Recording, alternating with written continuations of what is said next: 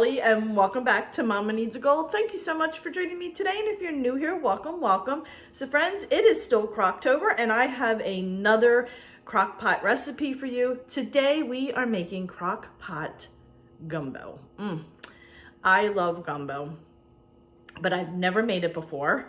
To be honest with you, there's a lot of ingredients involved, so I've always been a little hesitant because I'm kind of like, 5 or less ingredient kind of person.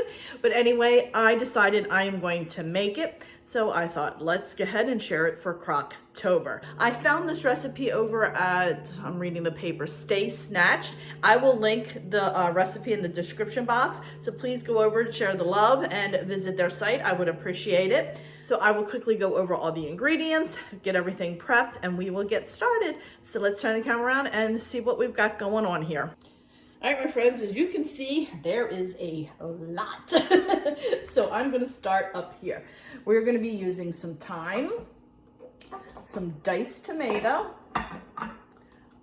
butter, Worcestershire sauce, oregano leaves, celery, shrimp, flour. I believe we're going to be making a roux, something I've never really done either. Cayenne pepper, garlic, chicken broth, an onion.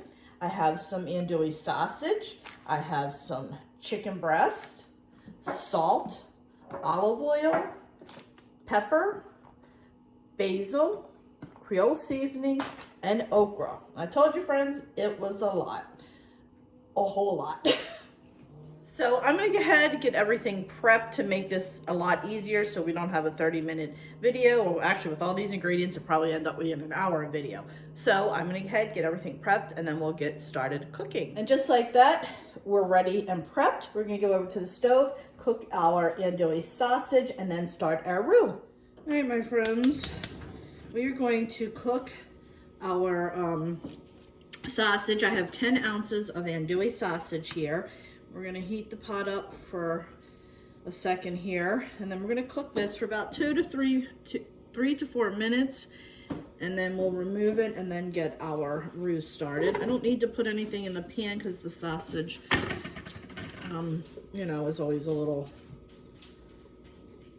greasy to start with. So we're gonna go ahead, cook this up, and then once this is cooked, we'll remove it and then start with the roux. All right, my friends, I think we are pretty good. Okay, so I'm gonna go ahead and take this out right now.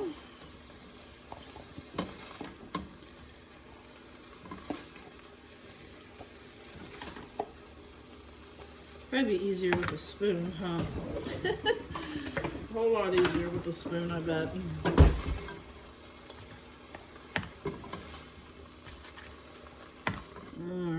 So now we're going to go ahead and put in 4 tablespoons of butter, and we're going to put in a tablespoon of olive oil.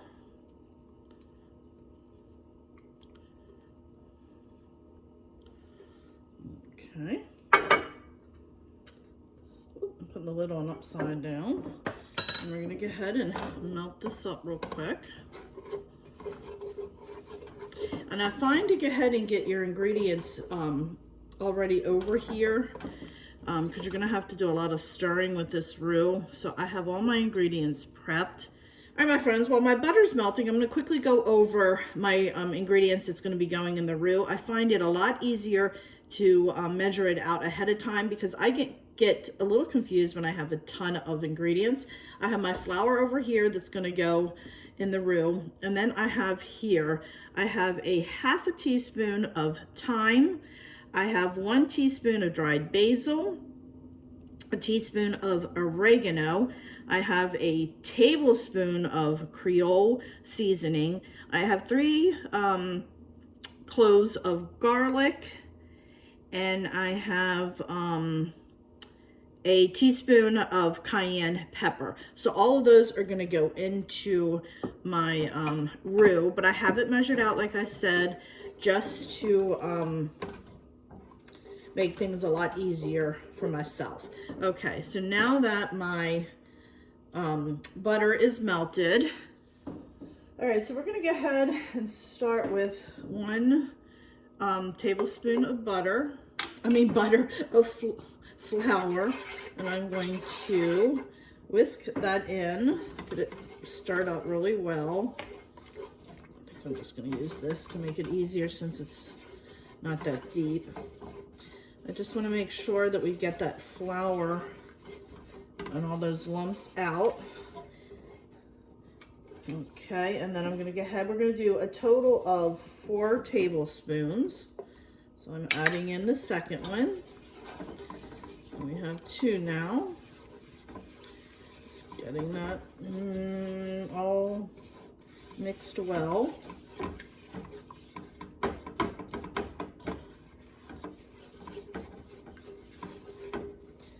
right, now we're gonna add our third one.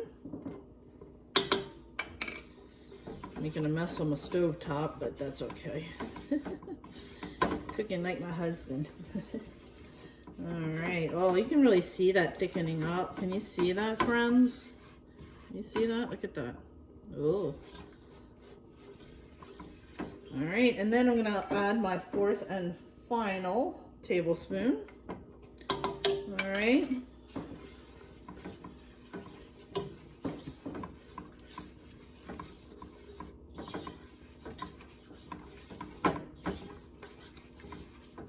Get that mixed really well. All right, my friends, we are going to keep stirring even though this is mixed well. The directions say you want it to get a darker brown, so it says to keep mixing for several minutes. Apparently this is the pain in the you-know-what. And I can see that it's getting browner. It definitely is changing color. So I'm going to keep stirring until it gets darker. I think we're getting there, so I'm not going to bore you with that, and then we'll come back in a second. All right, my friends, this is like as brown as this is getting. I've been going at it for 5 minutes now. So it says a deep brown. It was very light, and now it's, to me, I don't know if this is like, to me this is not a deep brown. This is like coffee brown, but it says here to keep stirring. It should take several minutes to turn brown.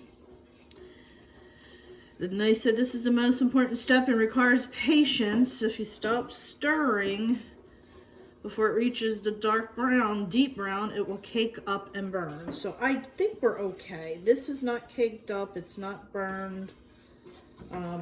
It is brown, so I think we're going with this. We'll find out.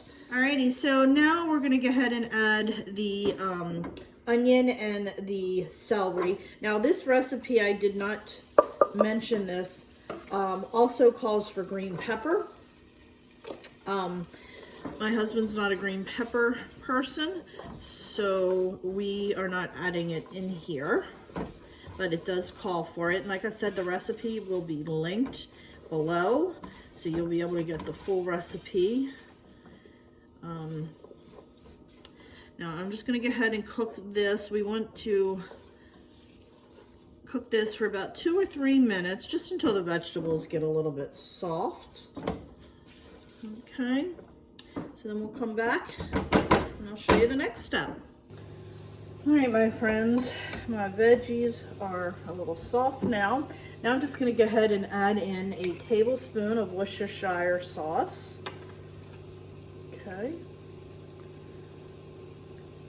And I did shake that really well before I picked it up. I'm going to add a little bit of salt and pepper to taste. Okay,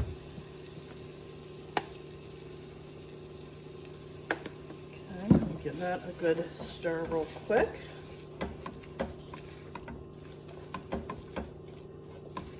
All right, and then we're going to go ahead and add in all of our other ingredients that I went over with you a few minutes ago. Just like that. I find that to be a lot easier for me when I have that many ingredients to go ahead and measure those out and just put them in a bowl and dump it in instead of, because I will read the directions umpteen times and still mess up. All right, get that mixed really, really well. All right, so let's head over to our crock pot and get everything put together now. Okay, so now we have our veggies and roux finished, and I'm gonna go ahead and just dump that right in here. Ah, the pot's hot. Trying to show you the angle of it at the same time. All right, I'm gonna go ahead and just spread that out on the bottom like that. Okay, then I'm gonna go ahead and add in, I have 24 ounces of, do I have 24 exactly? Make sure I didn't mess up, yeah. 24 ounces of chicken broth. So we're gonna go ahead and pour that in. And then I have a can, it's 14.5 ounces. Y'all, I was doing so well and not messing up. Seriously. And of course I splattered it on my shirt and I gotta go to work. It's all down my neck. Give me a second. I'm telling you, friends, I gotta just say here for a second, I thought I was doing really well today cooking and not making any bloopers. I was so proud of myself, and I'm down to the wire, and I still, my hands, I always have problems with my hands and the grip. It just, I think it was from all that stirring, my fingers, and, you know, I have some damage done from having Lyme disease, so my hands do not grip, and I think from all that stirring, they're just really sore, and I couldn't even hold on to the can. It's so frustrating, because it's like, I was so excited. I thought, no bloopers today. Anyway, let's get back to cooking. All right, let's stir that really well. Then I'm gonna go ahead and add in my okra. Now I got this at Food Lion. It is the Food Lion brand. None of the other brands like Bird's Eye or Hanover or any of those had okra. At our store, they had every veggie but okra. So I don't know, you know, it being a southern thing. I'm in Maryland. So, you know, I think Food Lion is a southern store. So I did get the Food Lion brand.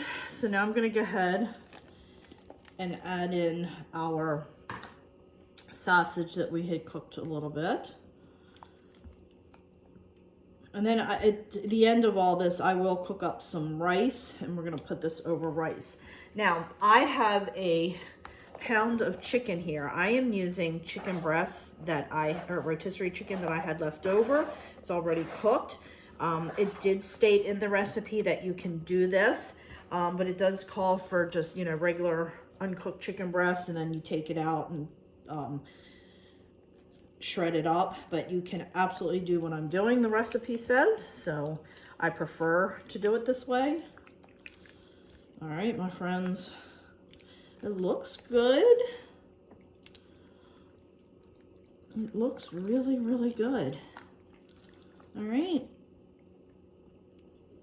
so we're going to put the lid on this and then turn it on. All right, my friends, we're gonna put the lid on it. Now, I didn't forget about the shrimp. The shrimp will go in when this is done, and we'll just throw it in, and then it just cooks for a couple minutes until the shrimp turns pink. You do not want to cook your shrimp for 7 hours. That goes in last just for a couple minutes, so we will do that when the time comes. All right, friends, so we're gonna go ahead and put this on low. It says 7 to 8 hours. I'm going to go ahead and just do it for 8. And then we'll get it started. And then we're going to come back when it's all finished. So this is going to go ahead and cook for about 7 to 8 hours, depending on what time we are going to eat. And then I'll cook some rice. And while the rice is cooking, I will add the shrimp and let the shrimp turn pink. And then we'll serve it over rice. So I will see you in a few hours. All right, my friends, it is now dinner time. I'm gonna go ahead and add in my shrimp and then just let it get pink. I'm gonna put it in for about 5 minutes. My rice is in the microwave. It is almost done, so let's go ahead. It actually smells really good. The little bit that I can see through the lid, it looks good. So let's go ahead and turn the camera down and check this out real quick. All right, oh, that looks good. Oh my. And my rice is done. Oh, look at that, friends. Oh. All right, so I have a pound of shrimp that I'm adding in now. I want to be able to see them to make sure they turn pink. So I'm going to hurry up and put the lid back on. Okay. I'm going to let this go. Oops, I missed a shrimp. Let this go for about 6 minutes before we serve it. I want the shrimp to turn pink. So we'll check back in a few. All right, my friends. So it was in there for about 11 minutes total. To get pink, and look at this. Oh my goodness, it looks delicious, it smells delicious, and I certainly hope it tastes delicious. All right, so I went ahead and put some rice in my bowl, and then I'm just going to scoop some of this goodness right on top. Oh, that really looks good. Look at that.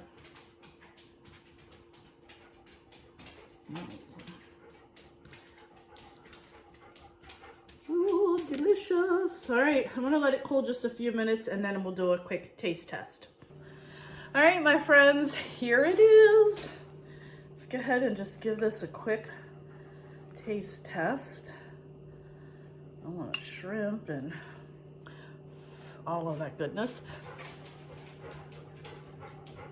It's still hot.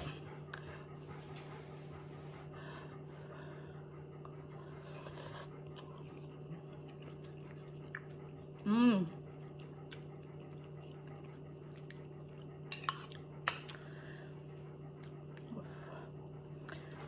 Oh, got a little bit of spice. Just got a kick up, a little taste of it.